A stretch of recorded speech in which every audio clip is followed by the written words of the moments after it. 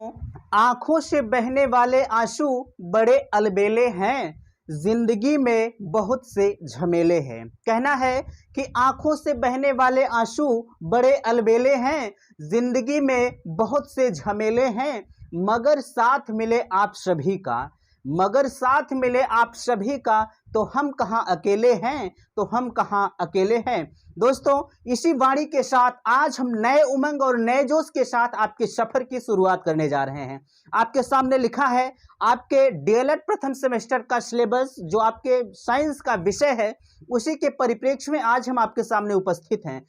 आप जब अपने सफर की शुरुआत करेंगे, जब आप अपने कॉलेज जाते हैं, तो आपको वहां सर्वप्रथम आपको सिलेबस दिया जाता है कि भैया आपके साइंस का सिलेबस यही होता है। मैंने आपसे वादा किया था, मैंने आपसे कहा था कि भैया मैं आपके सेमेस्टर के दौरान आपका साथ निभाऊंगा। ऐसा नहीं है कि मैं आपको डीएलएड में एडमिशन करवा के ही छोड़ दूंगा आपको, नहीं, मैं आपके साथ अनवरत रहा हूं और अनवरत रहने का प्रयास करूंगा। ठीक ना। आज आपके सामने साइंस का सिलेबस जा रहा है, कल अगले दिन जो है किसी और सब्जेक्ट का जाएगा। अनवरत मैं आपको पहले सिलेबस के पे जो है डिस्कशन करूंगा, उसके बाद मैं आपके चैप्टर वाइज आपके जितने भी कोर्सेस हैं कोशिश करूंगा कि हर चैप्टर को कवर किया जाए, हर सिलेबस को कवर किया जाए। तो सबसे पहले देखिए, मैं आपसे यही आज कहने वाला हूं कि आज मेरा आपके सेमेस्टर एग्जाम के जो पॉइंट ऑफ व्यू से आपका सिलेबस आज मेरा पहला दिन है। मेरे पढ़ाने का तरीका क्या है, कैसा है, मैं ये आपसे जरूर जानना चाहूँगा।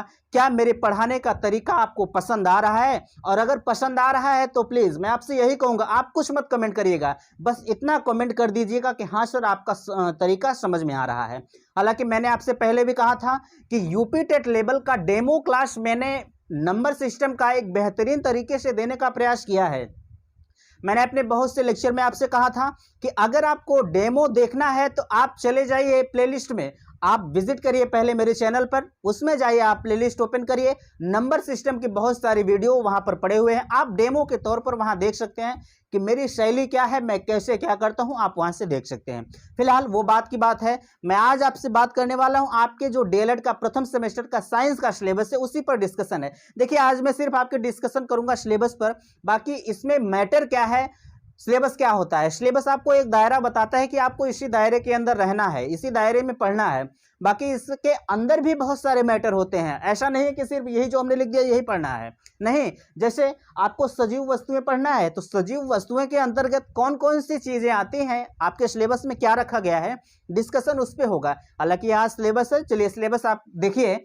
एक चीज और बताएंगे, क्या आपको यहां से स्पष्ट दिखाई दे रहा है? आपको स्पष्ट दिखाई सब कुछ दे रहा है ना? चलिए ठीक है, उम्मीद करते हैं कि सब कुछ स्पष्ट दिखाई दे रहा होगा। और अगर आपको कहीं तकलीफ है, दिक्कत है, तो आप कमेंट करिएगा, अपने अगले वीडियो में उसे सुधारने की कोशिश मैं करूंगा।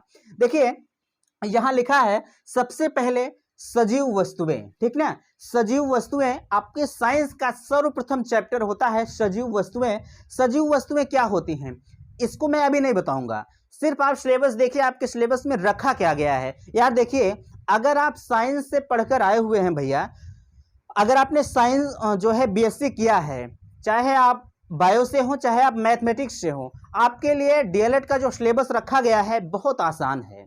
ठीक ना। हाँ, समस्या उन बच्चों के लिए है जो भैया बीए करके आए हैं, जो बहन बीए करके आई है, विडंबना उनके लिए है, बट आप टेंशन मत लीजिएगा। मैं आपको इतना अच्छा कंटेंट दूंगा ना कि आपको कहीं और पढ़ने की जरूरत नहीं पड़ेगी। इसके लिए आप बेफिक्र रहिएगा कि अगर मैं बीए किया हूं तो मुझे साइंस समझ में नहीं आएगा। नहीं, आपको साइंस 100% समझ में आएगा, ये मेरा दावा है। ठीक ना। इतने आसान शब्दों में मैं आपको बताऊंगा, इतने आसान शब्दों में कि अगर आप पढ़ेंगे तो जाहिर सी बात है कि पढ़ने में आपको मजा आएगा। ऐसा नहीं कि मैं सिर्फ कह रहा हूं, आपने देखा होगा मैंने जो जो कहा है आपके सामने हमने सब कुछ दिया है। ठीक ना। चलिए देखिए, यहां लिखा है सजीव वस्तुएं। सजीव वस्तुएं के अंतर्गत आपको क्या पढ़ना है, आप थोड़ा सा ध्यान देंगे। प्राकृतिक और मानव निर्मित वस्तु। क्या आप प्राकृतिक वस्तुओं को नहीं जानते हैं? जरा सा आप विचार करेंगे, क्या आप प्राकृतिक वस्तुओं को नहीं जानते हैं? आगे लिखा है मानव निर्मित वस्तुएं। क्या आप मानव निर्मित वस्तुओं को नहीं जानते? भैया ये क्या है? यह मानव निर्मित वस्तु है। मार्कर क्या है? मार्कर मानव निर्मित वस्तु है। ऐसा नहीं है कि ये जो है किसी और ने बनाया है, भगवान ने बनाया है, नहीं।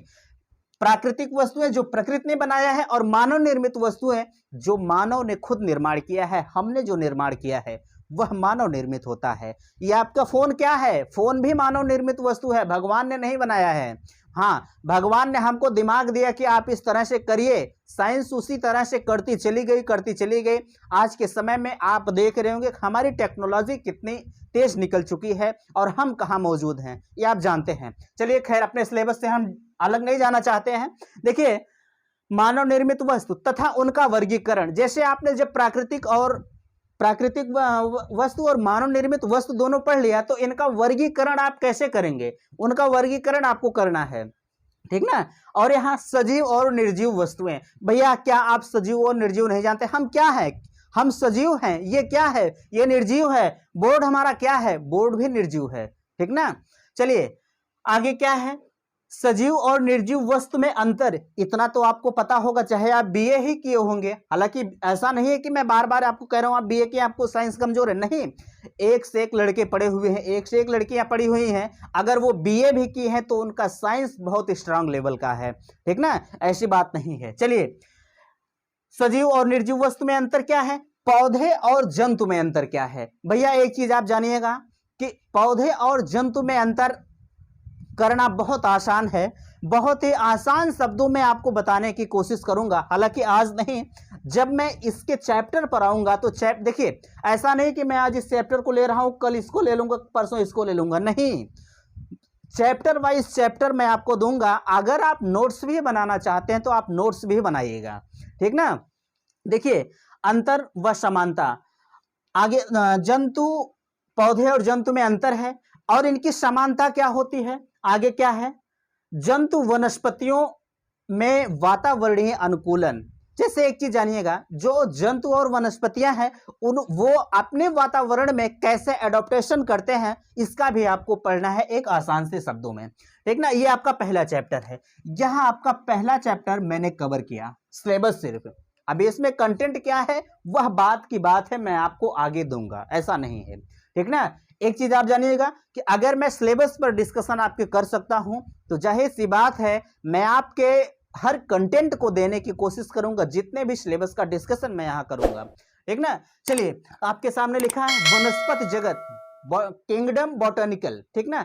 आपको वनस्पति विज्ञान के बारे में थोड़ा सा आपके डीएलएड के प्रथम सेमेस्टर के सिलेबस में, देखिए भैया, प्रथम सेमेस्टर का सिलेबस जो आपका रखा गया है एकदम बेसिक रखा गया है। आप शिक्षक बनने की पहली सीढ़ी चढ़ते हैं तो क्या पहली सीढ़ी चढ़ने पर आपको पहाड़े नहीं दे दिया जाएगा? कुछ बच्चे होते हैं आर्ट से आए रहते हैं, कुछ बच्चे साइंस से आए रहते हैं, उनको सब मद्देनजर रखते हुए उनका सिलेबस डिसाइड किया जाता है कि आपको पढ़ना क्या है। आगे लिखा है कि वनस्पति जगत, वनस्पति जगत में क्या पढ़ना है, पौधों के विभिन्न भाग एवं उनके कार्य। एक चीज आप जानते होंगे, पौधे के बहुत सारे भाग होते हैं, ठीक ना, जड़ है, तना है, बहुत सारे पत्ती है, बहुत सारे भाग हैं। मैं अभी उन भागों का आपके सामने डिस्कशन नहीं करूंगा, सिर्फ आप इतना जानिएगा कि पौधे के जितने भी पार्ट हैं, पौधे के जितने भी पार्ट हैं, प्लांट के आपके जितने भी पार्ट हैं उसके सारे हिस्सों को आपको पढ़ना है। और उसमें जो है इनके जितने भी उसके, जैसे पत्ती का कार्य क्या है, जड़ का कार्य क्या होता है, तना का कार्य क्या होता है, वो भी आपको पढ़ना है। देखिए यहाँ लिखा है पौधे के विभिन्न भाग एवं उनके कार्य, ये आपका एक चैप्टर होगा। आगे क्या है, जंतु, पौधे एवं जंतु को उपयोगिता, जैसे जो पौधे होते हैं वो और जंतु होते हैं, उनका मानव जीवन में क्या उपयोग है, इसको भी आपको पढ़ना है। पौधे एवं, पहला चैप्टर तो आपका ये है, दूसरा आपका है पौधे एवं जंतु को उपयोगिता, ये आपको पढ़ना है। फिर अगला है पौधे के विभिन्न भागों का रूपांतरण एवं उपयोग, पौधे के जो विभिन्न भाग होते हैं उनका रूपांतरण कैसे कैसे होता है और उनका उपयोग कैसे कैसे होता है हमारे मानव जीवन में। ऐसा नहीं है कि कहीं और उपयोग करेंगे, नहीं, हमारे मानव जीवन में इनका उपयोग कैसे होता है आपको बहुत अच्छी तरह से डिस्कशन इस पे करना है, ठीक ना। चलिए आगे क्या है, देखिए वीडियो थोड़ा सा हो सकता है बड़ा हो जाए, क्योंकि अगर आपको कंटेंट अच्छा मिल रहा है तो ऐसा मत कहिएगा कि सर आप वीडियो बढ़ा देते हैं। देखिए बात ये होती है भैया कि अगर कोई चीज आपको बताया जाता है, कोई मैटर आपको दिया जाता है, जब तक उस पर जी भर के हम मैटर नहीं दे देते हैं तब तक मेरा दिल नहीं मानता। आधी अधूरी बातों को मैं आपके सामने नहीं रखना चाहता हूं। आप आधा अधूरा ज्ञान लेके किसी को देंगे तो वो जाहिर सी बात है कि आपको गलत कहेगा। इसलिए आप जब तक पढ़िए पूरा पढ़िए, 1 घंटे पढ़िए, अच्छे से पढ़िए। ऐसा नहीं कि हम किताब खोल के दिन भर बैठे रहे, कोई पढ़ने का मकसद है नहीं हो, ठीक ना। तो पढ़िए, पूरा पढ़िए, अन्यथा मत पढ़िए। चलिए आगे क्या है, पौधों में प्रजनन एवं उनके प्रकार। पौधे में प्रजनन का मतलब रिप्रोडक्शन होता है, ठीक ना। प्रजनन से तात्पर्य हमारा रिप्रोडक्शन का है, पौधों में जनन, ठीक ना। यहां देखिए अलैंगिक व लैंगिक जनन, सेक्सुअल रिप्रोडक्शन और एसेक्सुअल रिप्रोडक्शन। अलैंगिक मतलब होता है एसेक्सुअल रिप्रोडक्शन और लैंगिक जनन का मतलब होता है सेक्सुअल रिप्रोडक्शन, ठीक ना। इनमें जनन कैसे होता है, जनन इसमें 2 प्रकार के होते हैं, लैंगिक और अलैंगिक। और इसमें क्या है, पुष्प के भाग होते हैं। देखिए पुष्प के बहुत सारे भाग होते हैं, ठीक ना।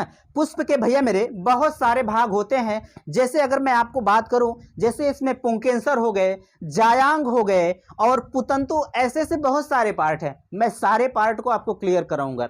आपको लग रहा होगा कि आप पहली बार सुन रहे होंगे, जो आर्ट वर्ग के बच्चे हैं, जो कला वर्ग के बच्चे हैं, वो जायांग, पुंकेसर, पुतंतु ये पहली बार सुन रहे होंगे, ठीक ना। लेकिन आप एकदम टेंशन मत लीजिएगा, तनिक भी घबराइएगा मत। मैं आपको एकदम आसान से शब्दों में बताने का प्रयास करूंगा। और भी चैनल है, अगर मैं चाहता तो यही चीज आपको पीडीएफ के माध्यम से प्रोवाइड करता। लेकिन देखिए आप अगर मेरा पीडीएफ वाला वीडियो देखिए और यहाँ डायरेक्ट लेक्चर आपको देखिए, आपको डायरेक्ट लेक्चर में ज्यादा मजा आता है। क्योंकि यार यहाँ अगर हम डोल डोल के कोई चीज को डिफाइन करते हैं तो आपको पढ़ने में भी मजा आता है और देखने में और सुनने सब में मजा आता है। क्यों? क्योंकि पीडीएफ के माध्यम से जब तक हम तेज नहीं बोलते तब तक हमारे दिमाग की बत्ती नहीं खुलती है, ठीक ना। इसलिए आप यहां से देखिए, अच्छे से समझ में आपको आएगा। देखिए आगे क्या है, पुष्प के भाग हो गए, ठीक ना। पुष्प के भाग, आपको बहुत सारे पुष्प के भाग देखने को मिलेंगे। आपके मन में आ रहा होगा जो आपके यहाँ पुष्प है, इसी पुष्प की बात कर रहे हैं हम, विदेशी पुष्प नहीं लेके आएंगे। जो आपके यहाँ आप देहाती लैंग्वेज में कंडैल, अड़हुल बोलते हैं, उसी का हम आपसे डिस्कशन करेंगे, ठीक ना। चलिए देखिए यहां लिखा है पुष्प के भाग हो गए, और यहां देखिए परागण लिखा है। अगर हम परागण को इंग्लिश में बात करें तो पॉलिनेशन होता है। अच्छा, पॉलिनेशन कैसे होता है, आपके एग्जाम में इसी तरह से आएगा, भैया आप परागण किसे कहेंगे। थोड़ा सा वहां हो सकता है अगर इंग्लिश दे दिया रहे तो ठीक है, अन्यथा की स्थिति में आपको सिर्फ परागण दिया रहेगा कि आप परागण को डिफाइन करिए, ठीक ना। परागण आपको वहां दिया रहेगा, इतना आप समझिए। आगे क्या है आपका, निषेचन मीन्स फर्टिलाइजेशन। फर्टिलाइजेशन क्या होता है, इसका भी आपको अच्छे से पढ़ना रहेगा।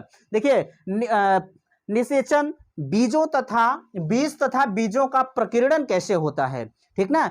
बीजों तथा बीज का प्रकीर्णन कैसे होता है, निषेचन में आपको इसे पढ़ना है, ठीक ना। इतना आप समझ गए। चलिए अब आते हैं हम अपने भौतिक मापन पर। यह भी आपके लिए इंपॉर्टेंट है। भौतिक मापन क्या होता है इसको मैं आगे आपको बताऊंगा, बट आप सिर्फ सिलेबस देखिए। भौतिक मापन ये आपका चैप्टर है, यह आपका चैप्टर है भौतिक मापन, ठीक ना। भौतिक मापन में कि हमारे दैनिक जीवन में आवश्यकता क्या है, इनकी विधियां स्टैंडर्ड क्या होती हैं, ठीक ना। इनकी विधियां क्या होती हैं, आपको सिर्फ इसमें 2 पद्धति पढ़नी है, ठीक ना। आपको इसमें 2 पद्धति पढ़नी है।